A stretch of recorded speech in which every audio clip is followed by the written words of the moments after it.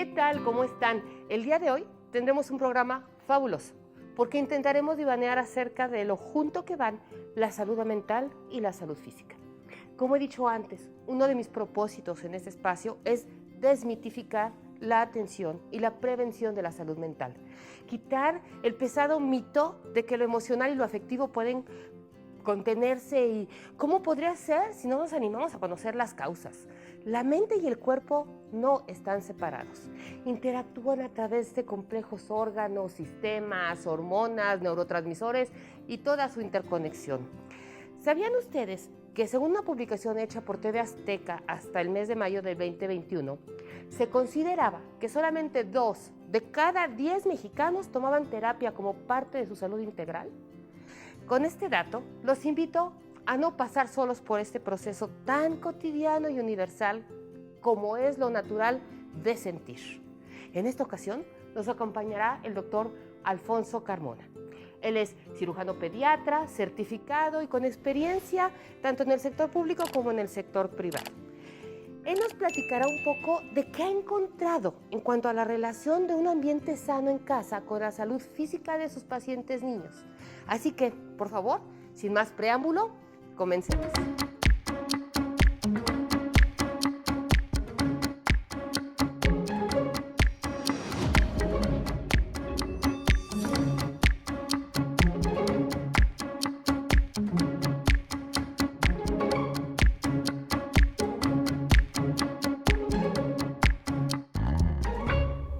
Doctor Carmona, Alfonso, muchísimas gracias por acompañarnos el día de hoy y pues hacernos un poquito divanear acerca de estos temas que te incumben y que me incumben porque tiene mucho que ver con los padres, los hijos y su psique. Nosotros en psicoanálisis tenemos una tradición de psicoanálisis infantil desde que fue principios del siglo pasado con Melanie Klein y después Freud, que se aventó el rollo de echarse a través del papá de Juanito un análisis, y poco después tuvimos a una psicoanalista francesa que se llama Françoise Dolto, que nos trajo la frase así que mueve planetas porque dijo: los hijos son el síntoma de los padres. ¿Tú qué piensas de esta frase? Ok, buenas tardes, gracias por la invitación. Efectivamente, estoy de acuerdo con esa definición. Eso tiene tiempo que ya lo sabíamos. Desde a finales de 1899, el doctor Araoz, un médico argentino, publicó un manual para la higiene del niño, en donde en sus primeras páginas dice que los hijos son el producto de los padres. Okay. La psicóloga Eva Gimbert más adelante también platica, por alrededor de 1960, nos comenta que quiénes son las personas que están con los hijos desde el nacimiento, los padres. Quiénes son responsables de las cosas buenas o malas que les puedan pasar a ellos, los padres. Entonces, ¿quién es la persona que los puede convertir en un ser funcional, en un ser feliz, o en todo lo contrario? Y sano. Pues, exacto, también los padres. Entonces, todo esto es muy cierto. Tenemos que recordar que si consideramos que el embarazo es de 9 meses, traduciéndolo a semanas, 40 semanas aproximadamente, desde la semana 30 dentro de la panza de mamá, los niños ya empiezan a tener cierta maduración o sigue madurando su sistema nervioso. Hay un proceso que se llama mielinización, que ayuda a establecer y mejorar las conexiones entre las distintas células del cerebro y las distintas zonas del cerebro, que ya para los 3 meses un lactante puede ya tiene estímulos o recibe e interpreta estímulos táctiles, auditivos, olfatorios. Entonces, sabemos que los niños cuando son pequeñitos pueden llorar por cualquier cosa. Pueden llorar porque tienen su pañal sucio, porque tienen hambre, porque tienen frío.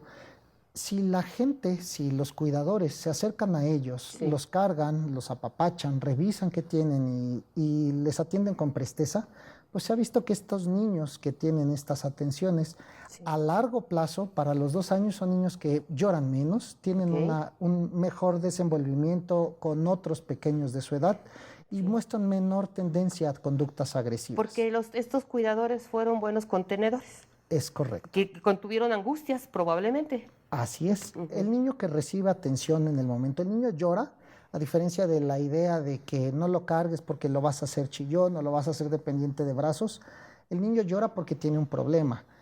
Ese problema, el niño va a saber que si tiene hambre, va a llegar mamá, va a llegar papá y le van a cubrir y le van a satisfacer su necesidad de este problema de apetito. Sí. Entonces, así como tenemos... Pero también lloran cuando enferman, Alfonso. Sí, es correcto. Y a veces los papás angustiados no saben si estamos hablando de una angustia normal, porque finalmente si lo pensamos, nacer es una experiencia horrorosa.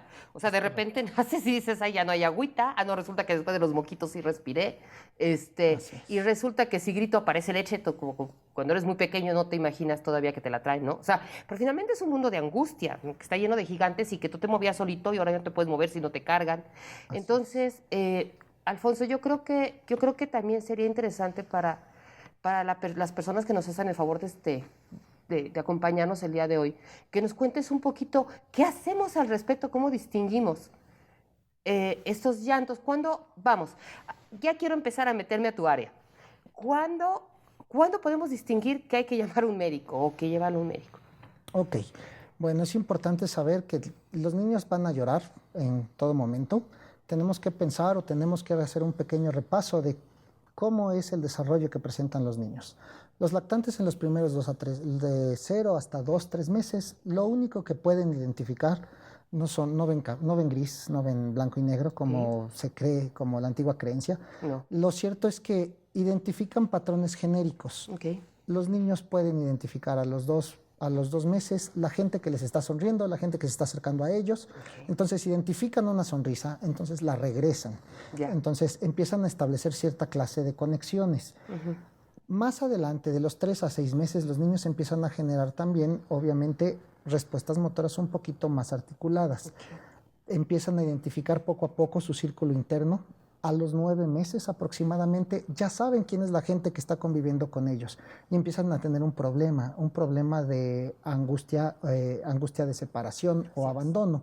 Entonces pueden llorar cuando alguien los está viendo, cuando alguien alejado de su núcleo familiar interactúa con ellos. Pueden estar muy bien cuando están con mamá, cuando están con papá, que los veo a distancia, pero cuando ya nos acercamos se sienten invadidos y empiezan a tener miedo.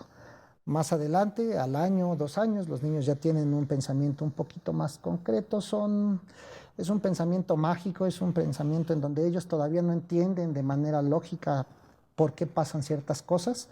Entonces, este pensamiento mágico o místico, pues también genera que ellos tengan ciertos miedos. Yeah. Surgen las fobias de los niños al monstruo debajo de la cama, al señor del costal, todas las cosas con las que nos espantaban cuando éramos pequeños, pues también surgen. Más las que los papás nos encargamos de echarle, ¿no? De generar, es correcto.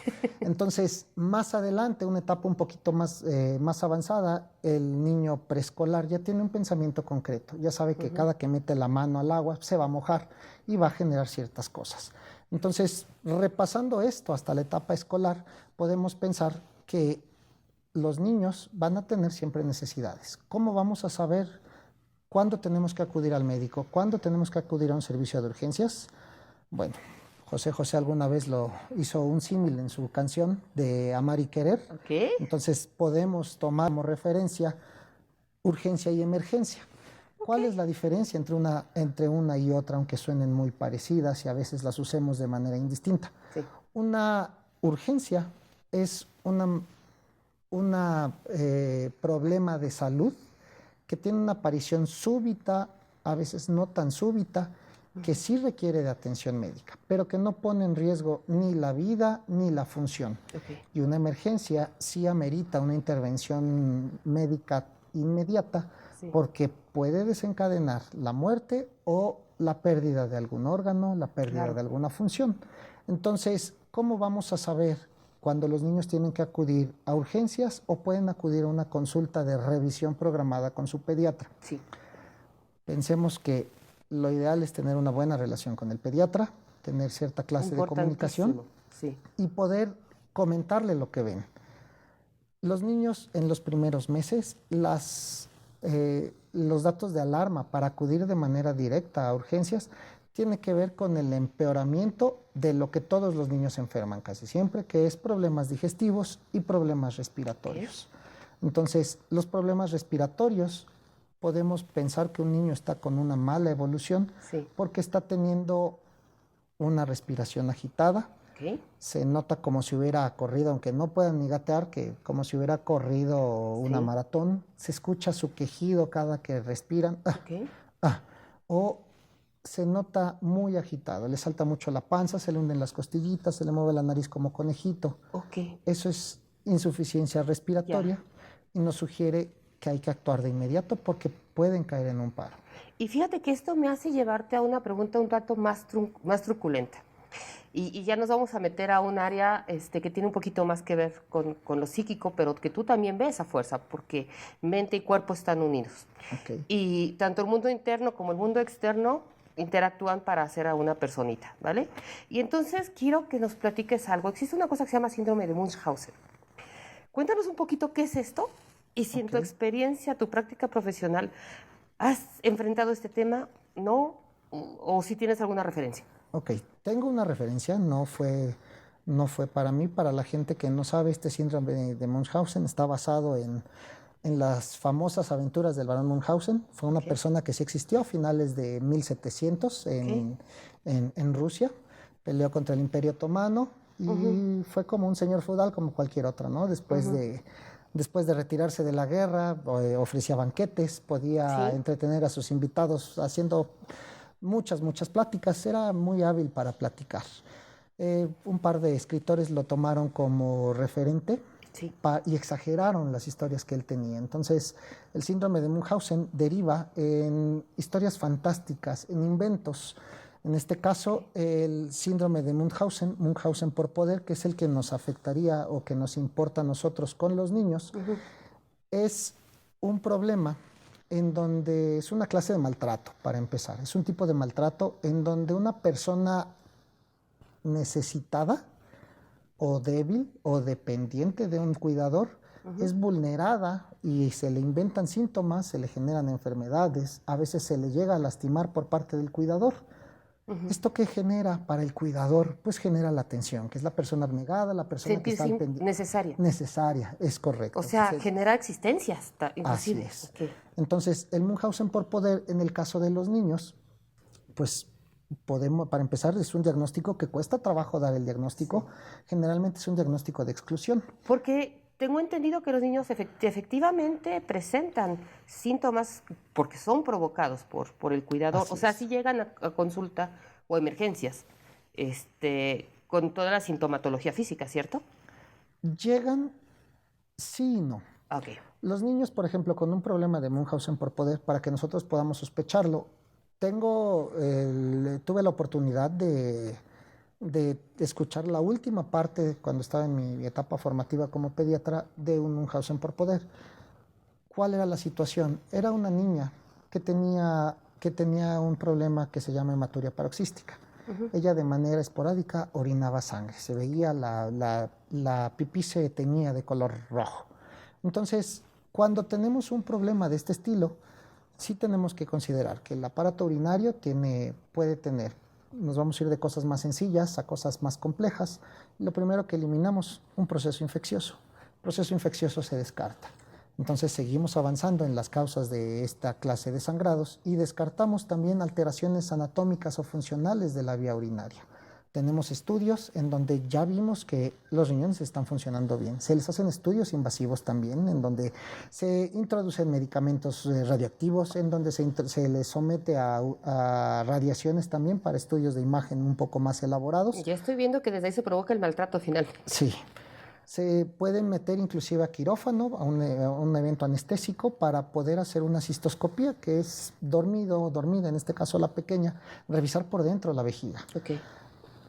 Yendo un poco más adelante, se le toman biopsias, se hace una punción en donde se arranca un pedacito del riñón, que obviamente también tiene riesgo, es uno de los más importantes sangrado, para ver cómo está ese tejido renal en el microscopio y no se encuentra nada.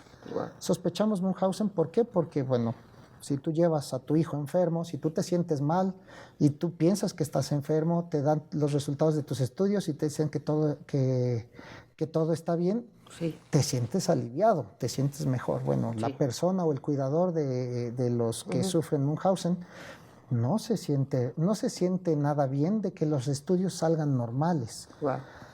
Damos una prueba terapéutica. Tenemos la sospecha que es esto, vamos a empezar a dar tratamiento. No mejora con el tratamiento, entonces esa no mejoría para una persona que no tenga alguna clase de problemas le generaría depresión, le generaría angustia porque no está encontrando la salud. Claro. Entonces, la persona que está involucrada en este Munchausen no se siente mal de que no haya mejorado. Al contrario, se siente mejor, se siente bien porque quiere decir que todavía está con eso. Finalmente, las personas con síndrome de Munchausen por poder cambian de médicos muchas ocasiones. Okay. Llegan y tienen un historial de asistencias a hospitales, de internamientos abundantes. Entonces, llega un momento en el que pues, identificas que al no haber problema orgánico es... podría ser esa referencia. Qué fuerte. ¿Y tú te ha tocado proponerle a los padres de un paciente tuyo que se atiendan psicológicamente o que lleven al niño a evaluar para ver si el pequeño está presentando algo psicosomático para poder complementar pues, tu propio tratamiento? No sé si hayas encontrado resistencia a hacerlo, si aquellos que sí aceptaron tu sugerencia y acudieron encontraron algún tipo de mejoría y a ti te sirvió también para ese tratamiento. Ok, sí. Pensemos que ahorita ya están muy en boga dos palabras de medicina o dos nuevas maneras o redescubriendo unas maneras de practicar medicina. Una es medicina holística y la otra es medicina funcional. La medicina alópata, que platiquemos un poquito, medicina alópata es solamente dar tratamiento para los síntomas. Me duele la cabeza, me tomo un analgésico y se quita. Me vuelve a doler, me lo vuelvo a tomar. Entonces, ¿por qué me está doliendo la cabeza? No puede estar todo el tiempo tomando el medicamento. Entonces, medicina holística tiene bastante que ver, pensando que somos un ente social, un ente que tiene una dependencia a nuestros compañeros, que tenemos que trabajar, que tenemos problemas, que tenemos aspiraciones, muchas cosas. Entonces, pensemos que los síntomas o el malestar que tiene alguna persona, sea adulto, sea niño, pues pueden tener un origen un poco más profundo. Entonces, con medicina holística buscas no solamente sanar el cuerpo, buscas sanar el alma, buscas dar tratamiento o terapia para desestresar. Medicina funcional es muy parecida. Me llama la atención que comentes eso. En la psiquiatría de principios, cuando empieza a ejercerse la psiquiatría, se hablaba del alma y de los humores. Y a lo mejor, como dices tú, habría que regresar un poquito a ello, ¿no? Es correcto. Estamos retomando algo que habíamos olvidado dentro de la fragmentación del cuerpo humano y la despersonalización del individuo. Sí. Entonces, en este caso, sí he tenido algunos pacientes que han tenido problemas que tienen un muy fuerte fondo emocional. Un ejemplo es el de un paciente de 10 años, es un varón que llega con enuresis. Enuresis es problemas para controlar esfínteres, que se orine en la noche, que tenga accidentes cuando hace ciertos esfuerzos. Entonces, mamá llega, ya lo está estudiando el urólogo, ya le está haciendo estudios y no ha mejorado. Le ha dado prueba terapéutica y tampoco mejora. Mamá insiste que el problema es emocional del niño. O sea, ella insiste que a lo mejor, más que emocional, perdón, es orgánico. Entonces, está insistiendo mucho y se da cuenta que cuando ella no está con él, que se va de vacaciones con la familia a algún otro lado, el niño no presenta eventos. Es evidente que la figura materna pues tiene una carga emocional en el paciente. Y los niños generan un problema que se llama somatizar. Carga emocional es un mecanismo defensivo a final de cuentas en donde el pequeño, por un problema emocional, se está defendiendo, quiere dejar de pensar en eso y da algún síntoma orgánico. Ya es cuando pides que vaya al tratamiento. ¿Tanto el niño como los padres o solo? Tienen que ir todos. Tienen que abordarlos por completo. Alfonso, yo me quedaría aquí 35 años contigo. La verdad es que creo que yo te voy a pedir que nos regales, por favor, otra ocasión para seguir platicando esto, porque nos quedan muchísimas cosas para poder platicar, claro, pero el tiempo nos está comiendo. Y yo no quisiera irnos sin que nos des, por favor, una aportación de tu parte, una conclusión. Yo no me atrevería a decir consejo, porque quiénes somos para aconsejar, pero sí desde tu visión, ayúdanos un poquito con eso. Ok, bueno, Hay que pensar que los padres son individuos también que tienen aspiraciones, que tienen temores, que tienen una relación independiente también a los niños. Los niños dependen de los padres. Los niños también son pequeños seres que generan sentimientos, son receptores de sentimientos. Entonces, la función que tenemos todos, los que estamos alrededor de la crianza de ellos, tanto los padres como los familiares directos, inclusive el personal médico, debemos de brindarles la mejor alternativa o la mejor oportunidad para que ellos puedan tener un desenvolvimiento óptimo. Entonces, parte de este desenvolvimiento óptimo incluye la terapia psicológica, la terapia emocional, que desgraciadamente al día de hoy sigue con muchos estigmas, tenemos muchas dificultades y es generacional. Sí. Las nuevas generaciones ya están Hay más esperanza. abiertas. Exacto. Mil gracias, Alfonso. Y bueno, quedamos con la promesa de tu regreso. Claro que sí, muchas gracias por la invitación. Muchas gracias a ti. Gracias.